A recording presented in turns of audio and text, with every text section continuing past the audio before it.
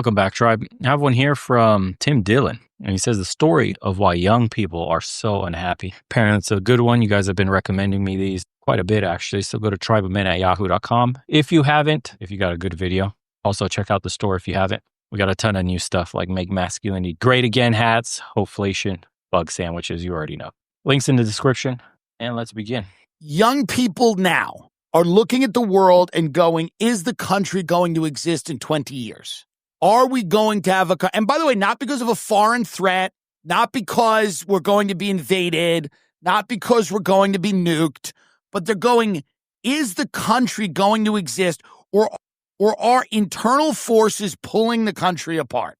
And are those people, the young people in this study, the lower happiness reported by the younger under 30 in the United States and Canada is linked with lower levels of satisfaction and social support, lower satisfaction with living conditions, greater stress and anxiety, lower trust in government, and higher perceptions in corruption. Because people are looking around going, is this country even going to exist? It doesn't seem like it's going to exist. It seems to be way too corrupt to exist in 20 years. So what do you do? Wait a minute, by the way, most happy places for people who live under 30, number 1, Lithuania, number 2, Israel. Maybe there's something to that ethno-state concept.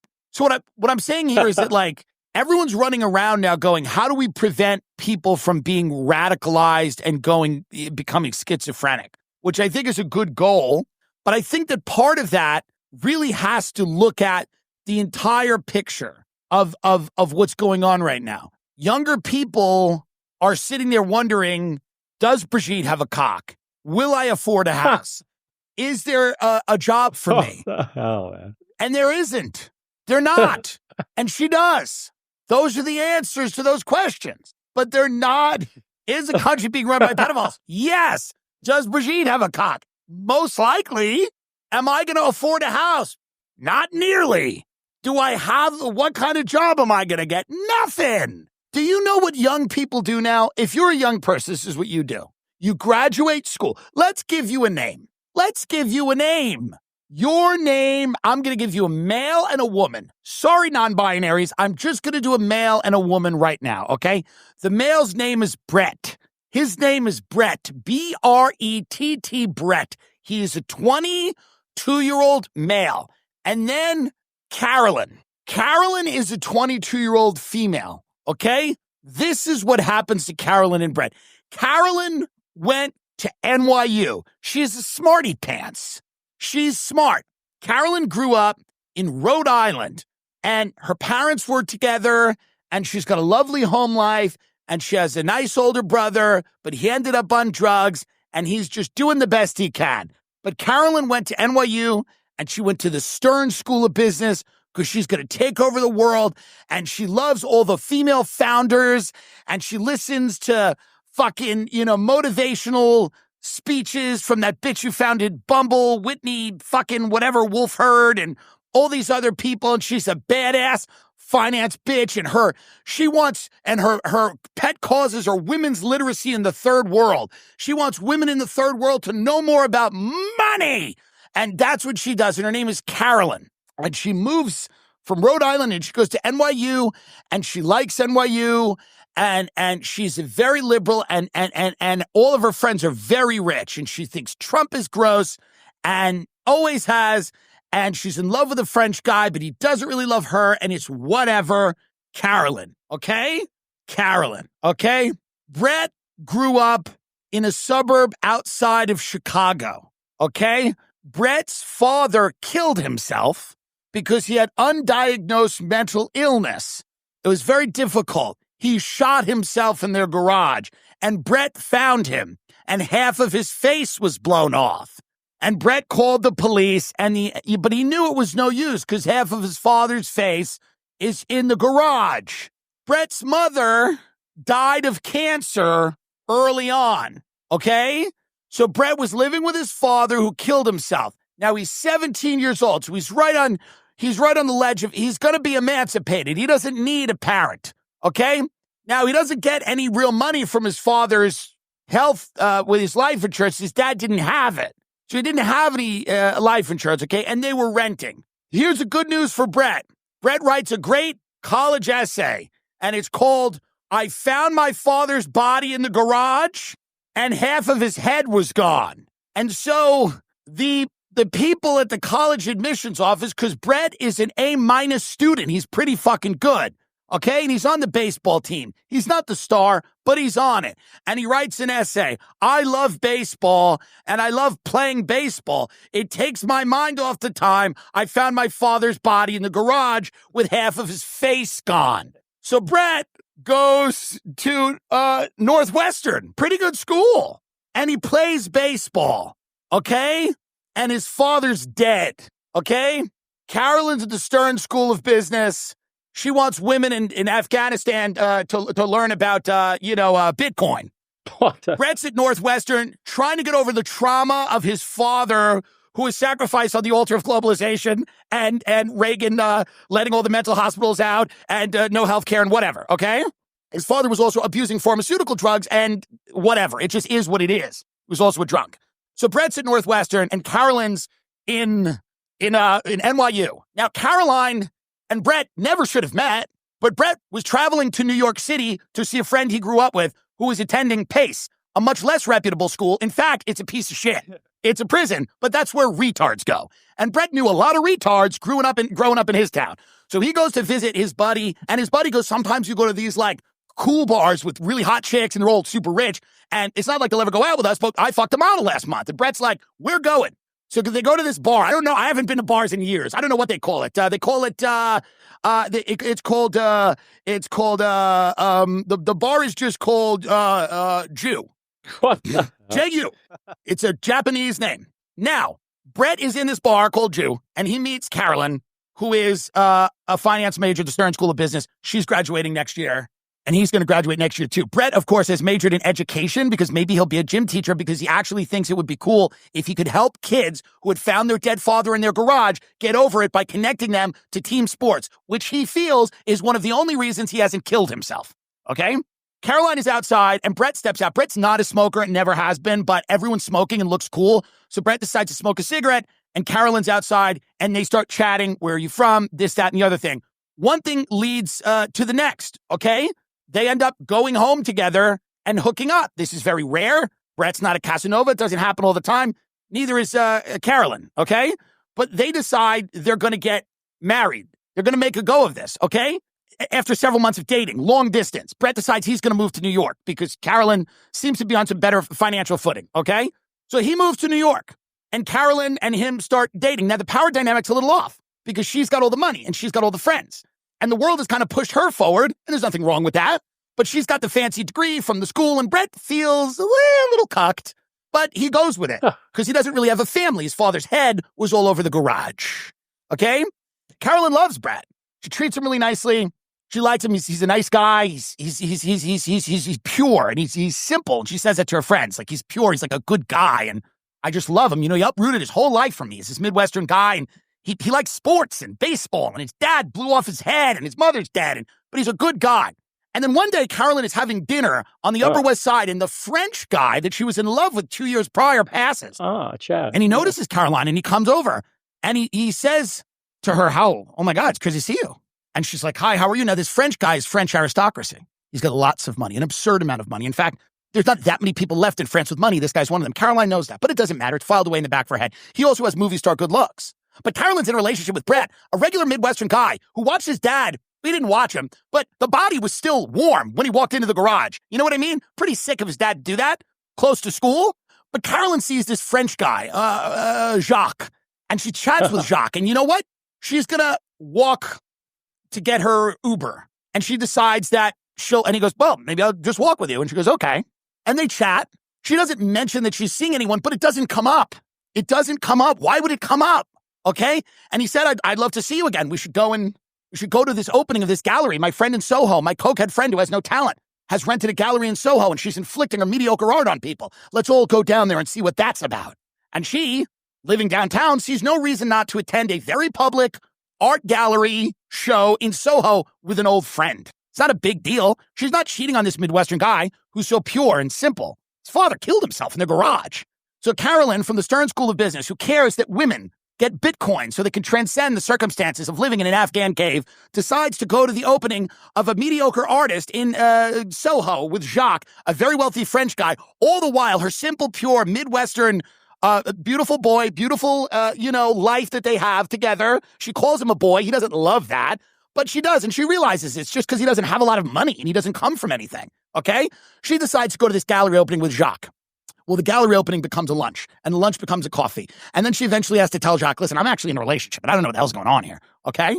But Jacques says, listen, I totally understand, but here's the reality. You're graduating school next year.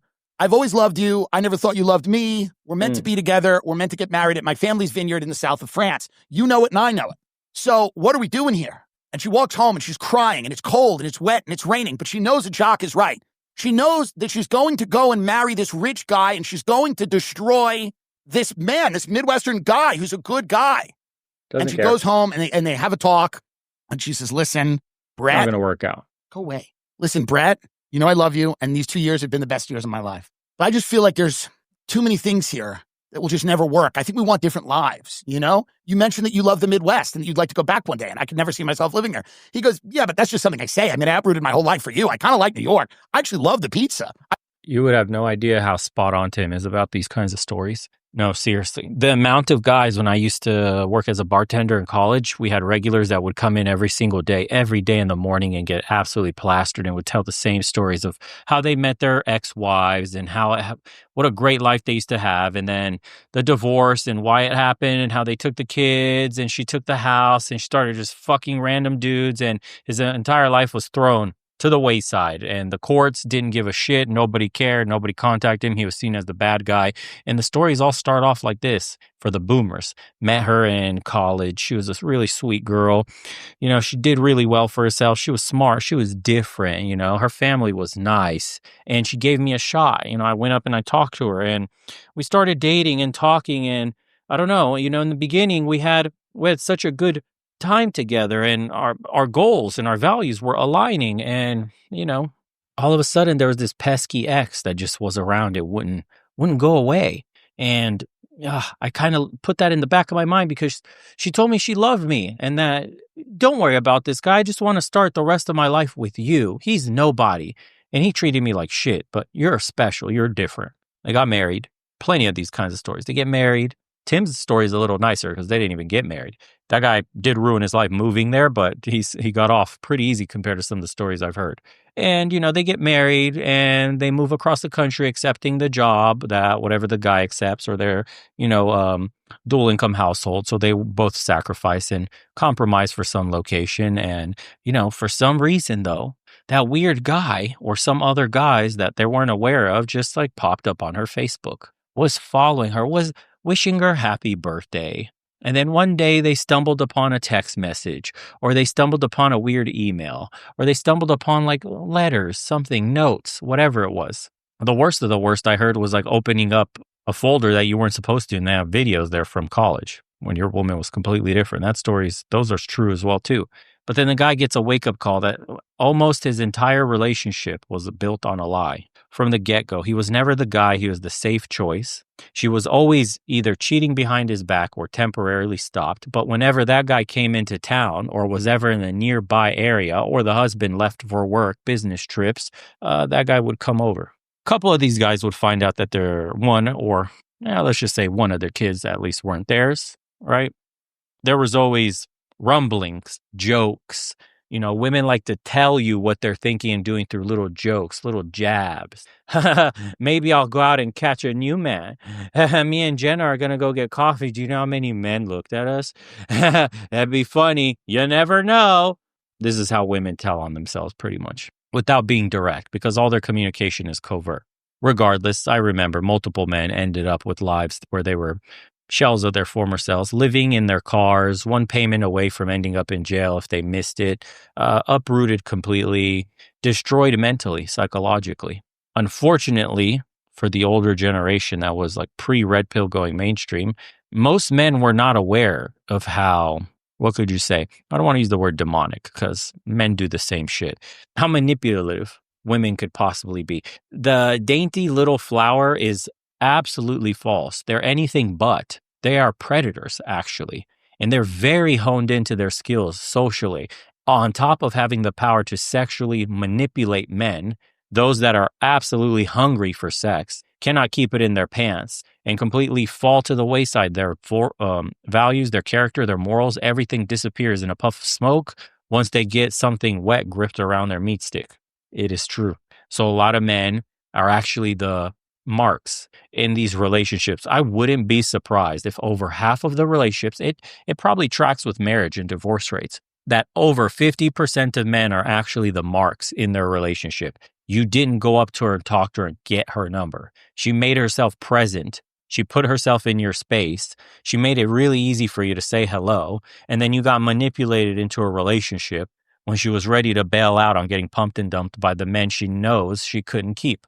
Most guys, this is the brutal truth, are in that situation right now. Most guys do not pick. You didn't actually get down on one knee and make the choice. You were chosen by a woman and you are the mark, and she got her meal ticket.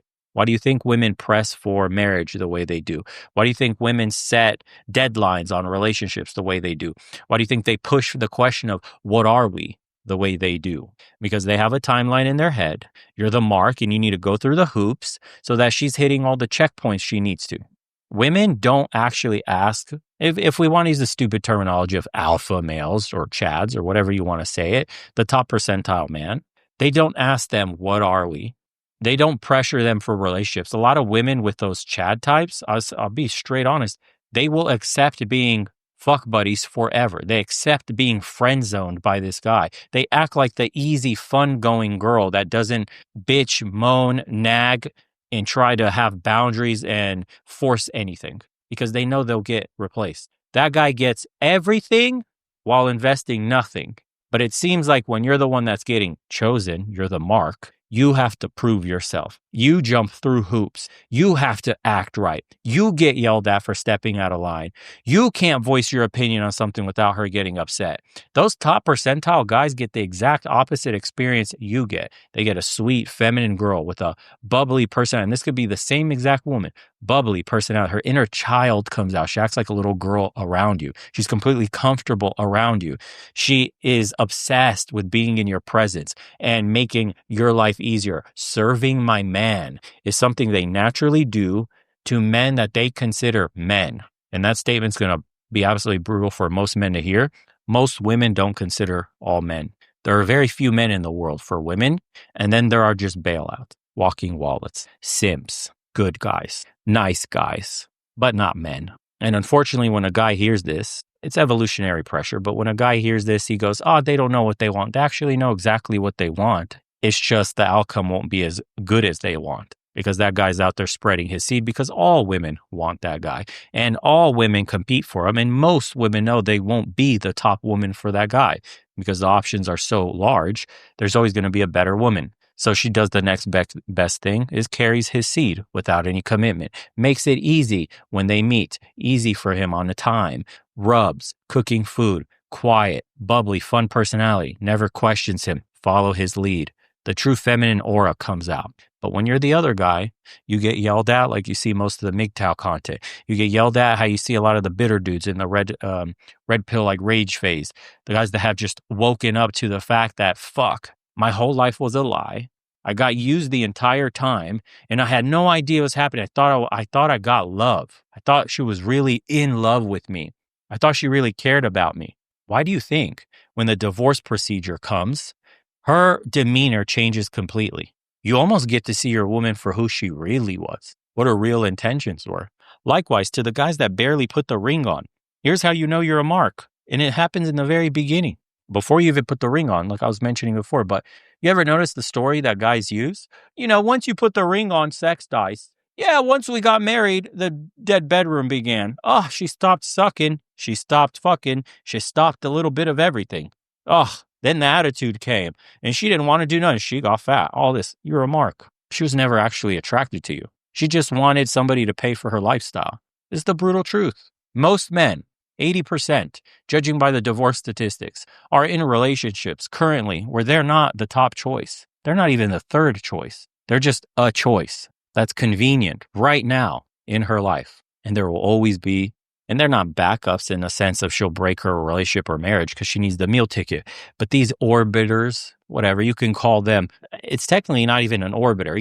You got locked into her orbit permanently by putting a ring on her finger and not being the top guy. What actually happened is the main star is still hovering around. She's the one that's actually orbiting the star. You're the little moon orbiting her, the planet, and you don't even know it. And that's what's brutal about the game. There's a genetic component. It's true. There's only so much you can do. It's true.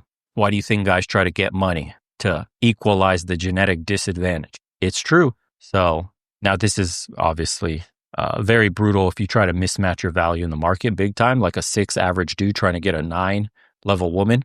Typically, if you pair up with somebody in your general range, you're okay, because the 6 woman is never going to leapfrog to the 9 man.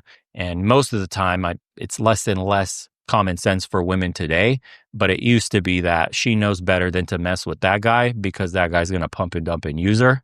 So she stood in her lane. These days, women think they deserve everything and that they're entitled to top percentile man. So that's where this disconnect in dating tends to happen, because she wants to jump on the dick of the top percentile dude and will throw away the good man, the average 6 that will take care of her and be with her. And that's the guy she should be matching up with on value per value basis. But TikTok, Instagram, social media, feminism, whatever it is, they told women that they could have it all and deserve to have it all. Voila.